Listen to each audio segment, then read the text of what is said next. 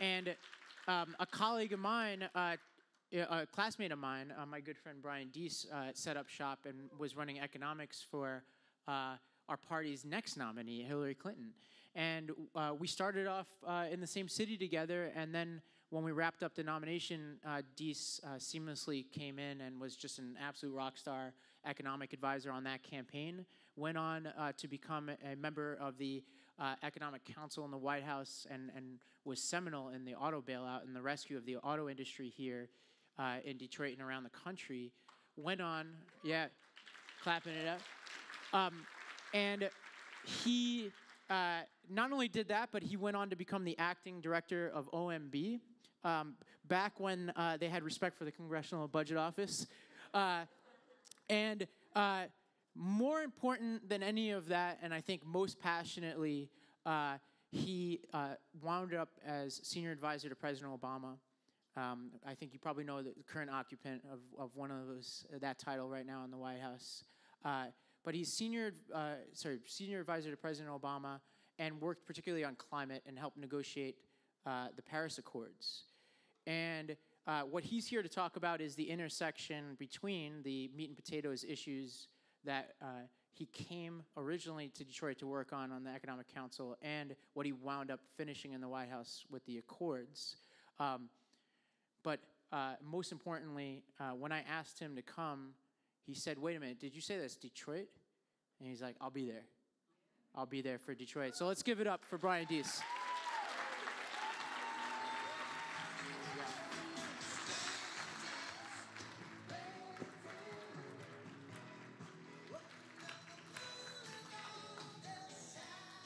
I like that. So thank you, Ravi, and thank you to the Arena. What an extraordinary organization that's grown up in just a short period of time. I'm really grateful to be able to participate and contribute to that. I have to start off in saying that the first thing that I did in government was work on the restructuring of General Motors and Chrysler. That meant that I was out to Detroit a lot at the end of 2008, at the beginning of 2009. It is not an exaggeration to say that during that period, this was a city that was on its back. It was an auto industry that was on its back, and it was really a country that was on its back. And so it is just so unbelievably energizing to come back to Detroit now and be able to say in no uncertain terms, with no spin on the ball, this city is back, this city is thriving, and I am just grateful to be here and be part of it. So thank you for Detroit.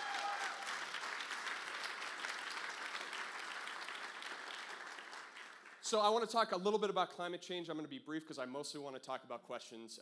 I want to engage in a conversation with you all. But what I mostly want to talk to you today about is why I am optimistic about the climate. And so we need to start by saying, wait a minute. You were President Obama's point person on climate change. You did the Paris Agreement and the Clean Power Plan, and you are optimistic? So first off, I'm not insane. And second of all, I'm not naive. And so I will start with the basics. Climate change is a real and accelerating threat. It's a threat to kids in Detroit who are facing increased incidence of asthma. It's a threat to farmers across the industrial Midwest who are facing lower crop yields. And it's a threat to people all across this country, including many that Raina just talked about, and people in Louisiana who are having to literally move their homes today. And I'm not naive that the current administration and President Trump are a clear and present threat to my kids. The decision to announce withdrawal from the Paris Accord is, in my view, the worst foreign policy decision easily since the decision to invade Iraq, and I think it will have worse and more far-reaching consequences than that.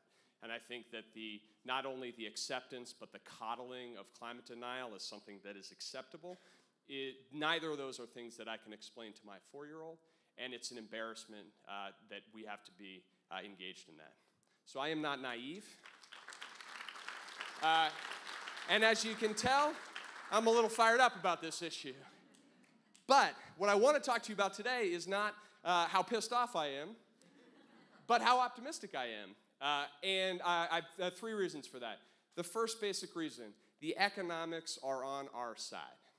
Something happened over the last decade that didn't get a lot of attention, It was not as central as a big signing ceremony of a big international agreement, but it was as fundamental. And what has happened is the U.S. economy has experienced its first period of sustained economic growth and declining carbon emissions. So over the last 8 or 9 years, our economy has grown faster than any other major economy in the world, and our carbon emissions have fallen faster than any major economy in the world. That has never happened before in the history of the United States, outside of a period of recession. That means that the central political argument against taking action on climate, which is that we need to trade off economic growth, jobs, benefits for our communities in order to reduce emissions, has just been exploded by a real-time experiment that we've run in this country. And people haven't completely gotten their heads around that. And in fact, I remember I was in Hawaii with the president, and he was about to do a big New York Times interview on climate. And I told him what I just told you. And he looked at me and he said, "Are you sure?" And I said, "Yeah, I'm sure." And he said, "I want you to go check that." And right as he said that, the New York Times journalist walked in and started the interview. And so I didn't have time to go check it. So then in the interview, he said it. And then on the way out, he looked at me and he said, "You better have been right." But so it's a little hard to get your head around because it has been so fundamental a tenet that everyone has accepted that in order to grow your economy, you had to grow your carbon emissions. That is just no longer the case. And the reason why that's no longer the case is we've seen an extraordinary reduction in the cost of zero carbon sources of energy and ways to reduce energy waste. And the other nice thing about being in government is that you get this constant stream of predictions about where future prices are going to be. Prices for solar, prices for wind, all of these. One thing I can tell you over the last decade, certainly the time that I was in government, we got all of those predictions wrong. That's the bad news. The good news is we were wrong in the same direction every time. Every time we've predicted what the cost of solar's been, the markets beat it. Then we predict again, and the market beats it again. That's happened for the last 5 or 6 years to the point that the levelized cost of installing wind and solar in several parts of this country actually beat on a cost-efficient basis installing coal. That has never happened before either. And that means that the economics of this issue are on our side. It's also the reason, by the way, that the U.S. business community has come around and now virtually unanimously supports taking action on climate change. As I said about the Trump administration recently, if you're to the right of Exxon on an issue involving climate change, you really do need to have to step back and ask yourself what's going on. Okay, second reason why I'm optimistic. I have been around the world quite a bit over the last couple of years. And the one thing that I can tell you and report optimistically is that the political conversation on climate change that's happening in the United States is not happening anywhere else on this planet. The rest of the world has moved beyond the debate that's happening in the United States. And this is that's not an idle statement. There are lots of countries out there with vigorous parties that are being controlled by parties of different affiliation. And there are lots of countries where for decades they've had debates about whether, because they're poorer countries, they should take any obligation addressing climate change. But I'm here to report the good news that in countries as diverse as the European countries, the UK, even post-Brexit, Germany, but also importantly China, India, the conversation is just moving on. And what countries around the world have started to think about is not who are we going to blame or how are we going to explain away not taking action, and instead, how can we position ourselves to maximally benefit economically from the clean energy transition that we know is coming. Now, there's a lot of reasons for that, and we could talk a lot about what's happening in India and to what's happening in China, and are those dynamics durable over time. But the one thing that I just want to report to all of you, just from having been there, is that this conversation in the United States, when you have it with your international counterparts, they sort of scratch their heads. And they say, I guess I understand that politically, but I'll tell you what politically we are thinking. We are thinking that our citizens are increasingly connected to the internet through smartphones and otherwise. They're increasingly able to monitor whether air pollution is actually a threat to their kids' well-being, and they're demanding that we do something about this issue. So we'd rather put ourselves in a position to benefit it economically because we have a political incentive to do it as well. That leaves me optimistic as well. The third reason why I'm optimistic is that Donald Trump has made climate change an issue of action for states and cities in this country.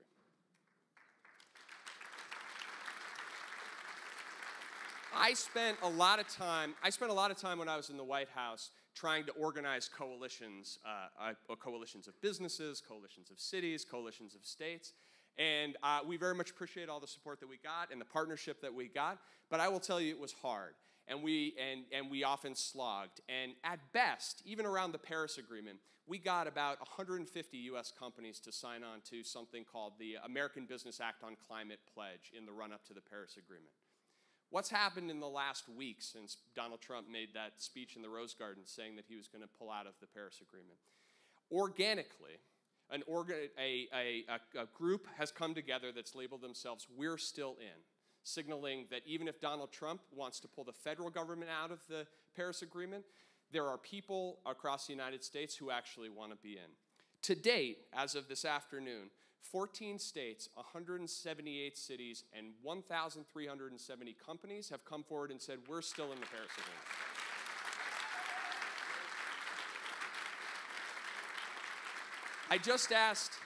I just asked our arena friends, they're going to circulate the list of those 108 cities. What I would ask you all to do is take a look at those. If you're from a city that's not on that, go home and ask your elected officials that you elected why you're not.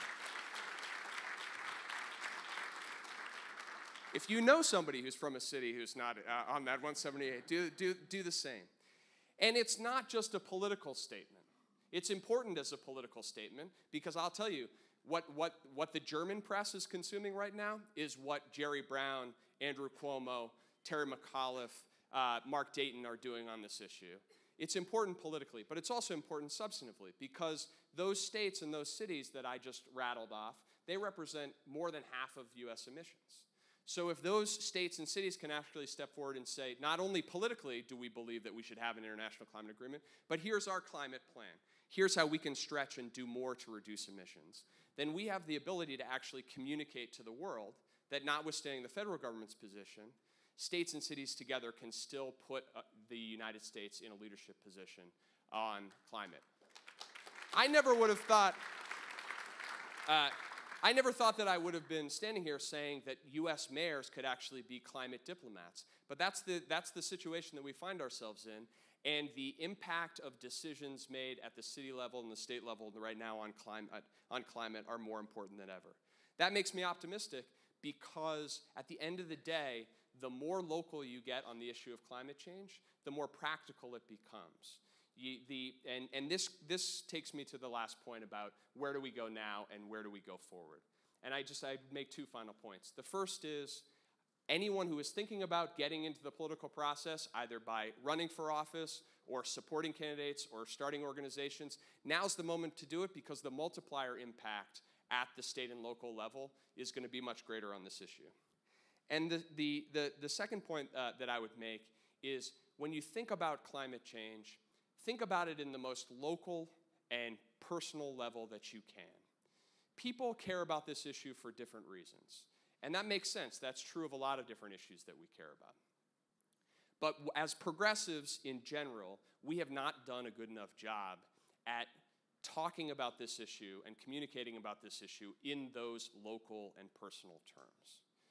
When you talk about an issue by saying that you're worried that we have a government that is working with big corporations behind closed doors to rig the rules of the political system to try to spew more pollution in the air, and that means that my kid is more likely to have asthma and end up in the hospital more times during the year, that's personal, that's clear, and that's what's happening in the country right now today. It may not be asthma for you. It may be another issue. It may be safe drinking water. It may be that rising sea levels are putting at risk a lot of our military installations across the country. But think about how to make this issue very local, because that's the way that this issue is going to become more central to a more central governing issue. The last point that I would make, and again, I think this is a good forum where we can be open and self-critical about progressives, including administrations that I've supported and worked for. For too long, we as progressives have accepted the basic political paradigm around climate change, that this issue is relatively popular. If you poll people and you ask, do you support putting limits on the amount of pollution that power plants can emit into the air? That issue polls at above 50%. It polls at above 50% in every district across the country, red and blue. But what for too long we've accepted is that this is a popular issue that has very low salience. Meaning people generally want to do stuff about the environment, but at the end of the day, it's not what motivates them or animates them to vote. Well, what I would say to you all, and I would ask you all today, is to say, that's the world as it is, but let's not accept the world as it is. Because that puts you into an artificial construct that says, if people want to run for office, if people want to make this an issue, they basically have to put climate change as one of these side issues that's a nice issue on the sideline. And then they'll do some good things about it once they get into office. And ultimately, that's not going to bring around the change that we need on the timeline that we need when you look at the threats that climate change poses to our country and the world. We need to start talking about this issue at the level of the threat that it actually poses and at the level that people can actually connect to it. So I would urge you to think about, as you leave today, in addition to checking to see whether your cities have committed to staying to work on the Paris Agreement, to think about where in your lives do you feel the greatest connection to this issue. And think about whether or not you could sit down in communities that you are in and talk to people about whether they feel the same connection. Figure out what it is that actually helps you connect this issue, and then talk to people about that. I think that that's an important missing piece and an opportunity for us going forward. So let me stop there, and let's open up for conversation.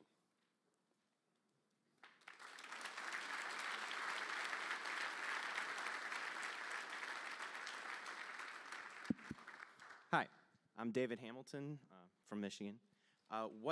Let's say Michigan turns blue next year, which it probably is. What can we do on a state level to limit emissions? What specific laws can we pass that would help with this on a state level? I'm not sure what federal can do versus state or any of that. Sure. Well, here's the thing that's really exciting about this issue, which is a lot of the actual regulatory action on issues that affect the environment and climate change actually happen at the state level. So let me give you one example. There's been a lot of talk about the Clean Power Plan. The Obama's putting in place the Clean Power Plan, and then Trump scrapping the Clean Power Plan. The Clean Power Plan used the authority under the Clean Air Act, the federal authority under the Clean Air Act, to set standards for each state in terms of reducing pollution. But what the Clean Power Plan did was essentially do nothing more than that. It said, here's a target for every individual state, and then every individual state, you come up with your own plan.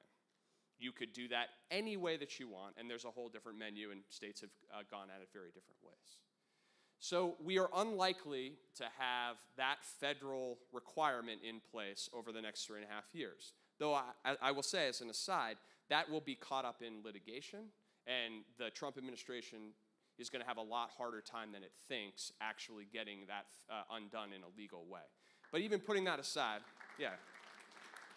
But putting that aside, every state has a target out there. So Michigan has a target under the Clean Power Plan. And you know what? It turns out Michigan could put forward a plan to hit that target or exceed that target under the Clean Power Plan that would actually create jobs, bring more innovative clean energy companies into the Detroit area, and take advantage of the fact that you have a lot of assets as a state that actually would make you more competitive as a clean energy economy if companies knew that they were investing into a reliable framework over the long term. So Michigan still has that card in its deck, just like lots of other states. Those 14 states, by the way, some of whom have Republican governors, those 14 states are saying we're going to meet or exceed those plans, and we're going to do that not because we are prioritizing environmental issues over growth. We're going to do that because we think that if we do this, we will attract more of those businesses and more of those jobs into Minnesota, or into Virginia or into California than into states that say, nah, we'll figure it out later. And so that's just with respect to the power sector. The same is true as transportation. The same is true in efficiency and building standards. You talk to most people who run big businesses today, and they say, look, we're upgrading the efficiency of our factories, of our facilities, not because we're green, but because you can make a lot of money. Energy is a big cost driver in a lot of companies. And so there's an enormous economic opportunity there, and states can set standards that help drive that progress. Hello. So one of the frustrations when working with Kevin Waskelis, sorry, I'm from Detroit. Yeah. So one of the common problems or issues when working with politicians and policymakers is that there's this feeling, and in many cases actuality, that they're very driven by, they're very reactive, and it's always kind of seen like jumping from one crisis to another. I mean, can you give an example of an issue that the federal government or the federal has really taken on at a major level that wasn't at a crisis point, a clear and open crisis? I mean. Well, I guess I would answer that question in two ways.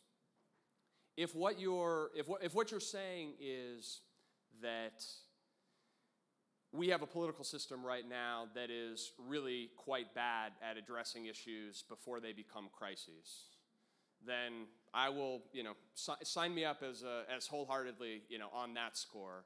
And as someone who lived through the government shutdown and debt limit drama and getting the nation close to default, we're engaged in a lot of reckless and irresponsible activity because our government is not functioning the way that it should.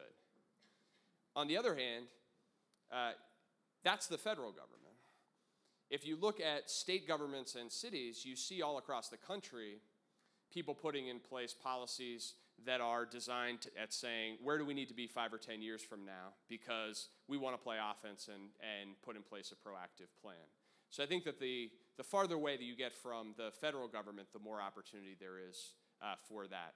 And I think that's very true with respect to climate change, clean energy, climate resilience plans to try to avoid the worst impacts of climate locally. But I guess so I'd say that. But the last thing that I will say about the dysfunction in our federal government, which is of course there, and of course makes things hard to address until they're crises, is, I also think that it is also incumbent on all of us and on people in this room to look at that and say, that's really frustrating, but we also have to be part of figuring out how to fix that. And I think whether the issue is climate change or anything else, I served in the White House for 8 years, and so I saw the frustration associated with that dysfunction.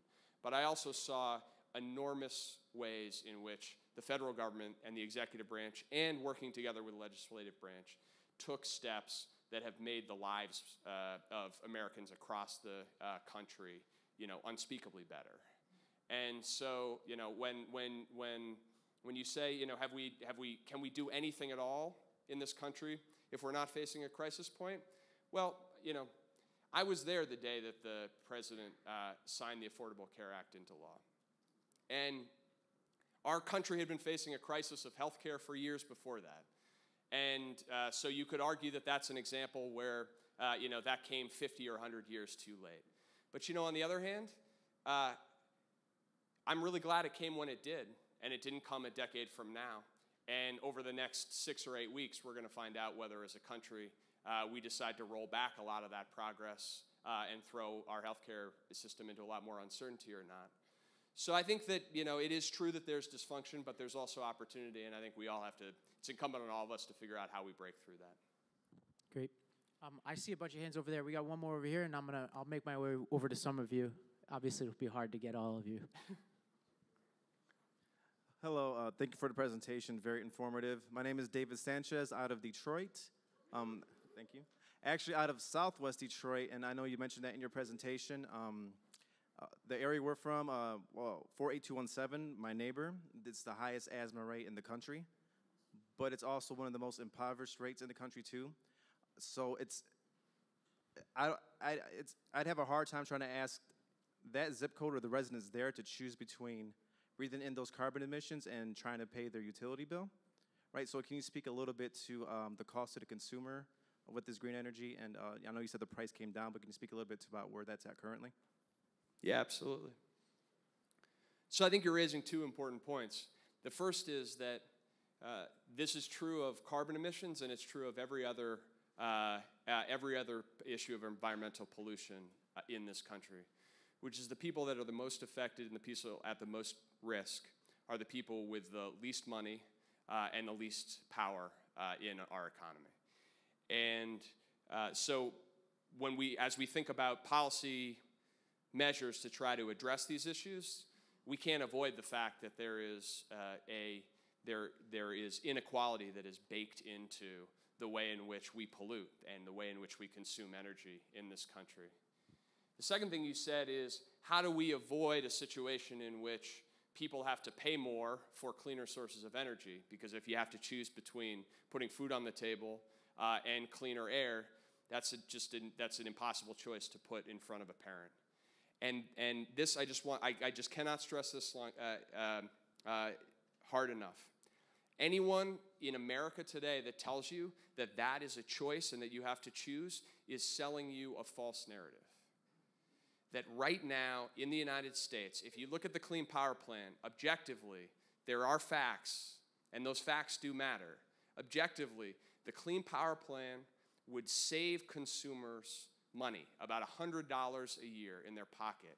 And the reason is because cleaner sources of energy are getting cheaper faster, and they're going to continue to get cheaper faster than dirty sources of energy. And the other reason is because if you are more efficient and you consume less energy, you're spending less money. So if you can use cleaner energy and you can use less of it without having to sacrifice lifestyle or otherwise, you're going to put more money in your pocket. So the idea that, it would be great if we could have both these things, but nobody has figured out a way to do that yet, that is, I don't know whether we're on tape, but I don't work for the government anymore. That's just total bullshit. Total bullshit. And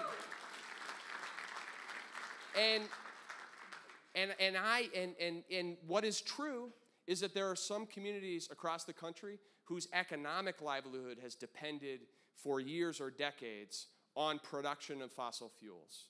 And for those communities, this transition is a hard one. Just in the same way that agricultural communities have faced difficult transitions as our economy has changed.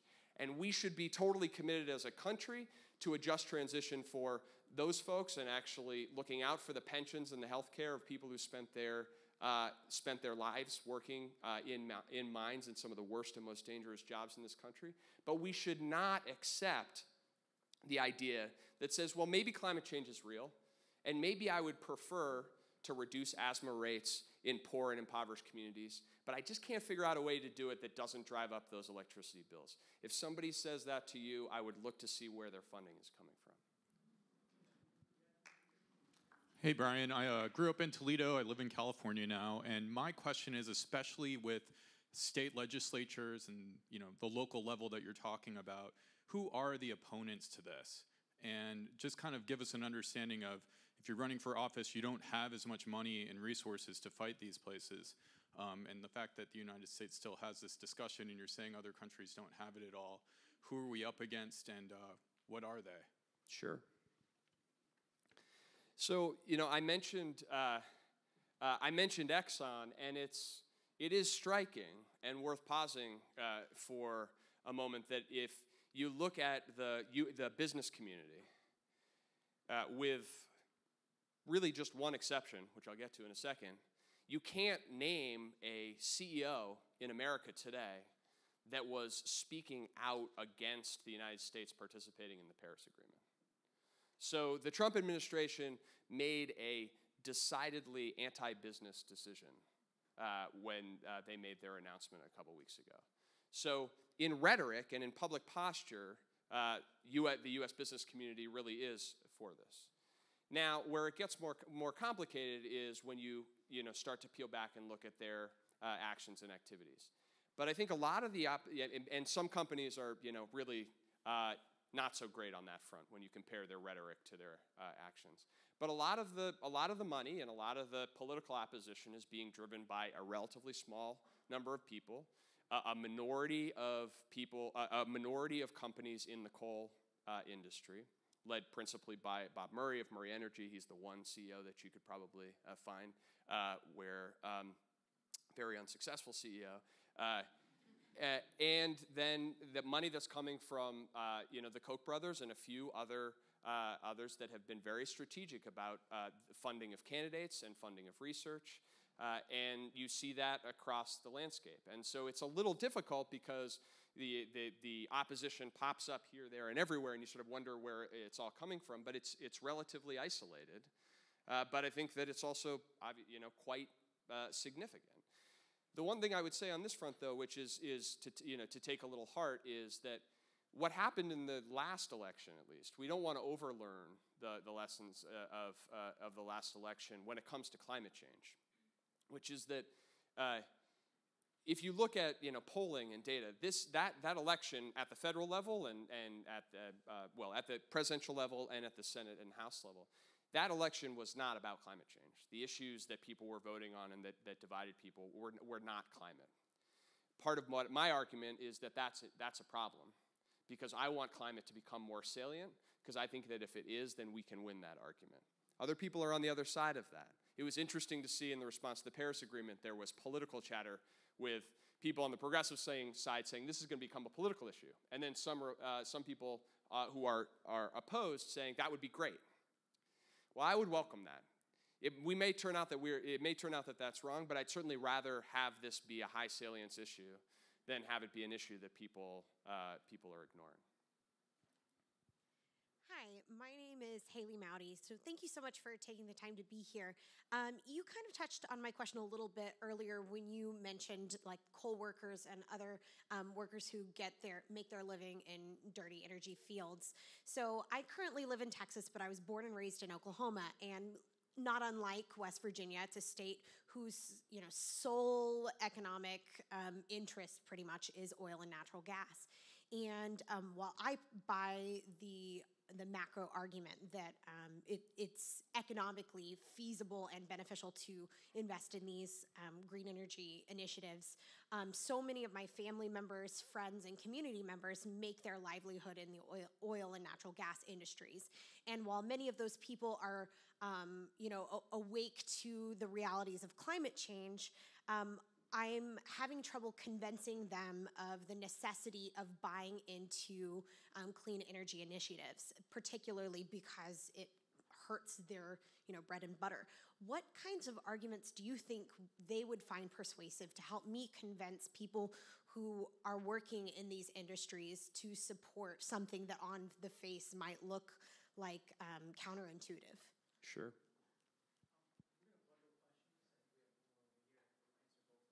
Okay. Good evening, Brian. Thanks for coming out today. My question is I have three really simple ones. My name is Kyle Manley. I'm a Flint native, and because of the current climate of the current administration, what are some materials that you can recommend to some people who want to get more involved in this? What are some actionable steps that people can take to start right now for who are just getting involved? And then are you contactable for people who are really, really interested in actually beginning this work? All right.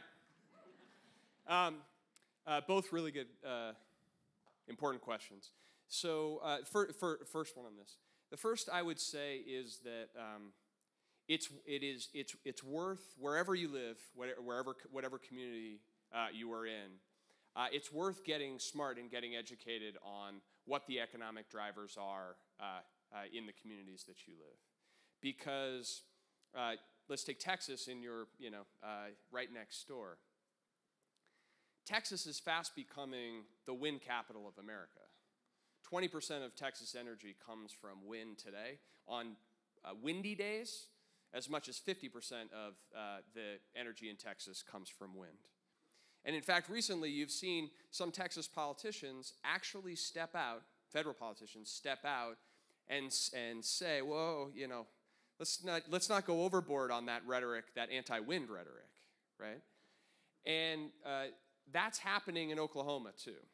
And Oklahoma is a state that is really well positioned for wind. And so,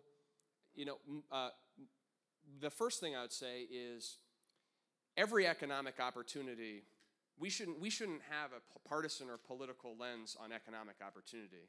And we should be interested in every economic opportunity. So the folks who work at in natural gas, we shouldn't look at them as less important, but we also shouldn't look at them as more important. And one of the big things that I think was really unfortunate about the last political cycle is the lionization of the coal worker to the complete ignorance of the fact that there are more than 3 million people, more than 10 times as many people who work in the coal industry, who work in these clean energy fields, whose jobs and whose livelihoods are put at risk when we take anti-climate policies. So that I think is number one. And then I think the second thing is that for a lot of those folks that work in those industries, this transition is going to be a transition. And so, natural gas is cleaner than coal. If you look at the Clean Power Plan that Obama put in place, a lot of the ways that states are going to would meet and comply with that is by shifting from coal to natural gas. That is a transition that will occur over time, and over time we're going to have to move off of natural gas entirely. But I think that's also important too, that it's a transition. And then the third point is that I found that everybody who lives in a community, certainly, and it's certainly true of parents, everybody wants clean air and clean water for their kids.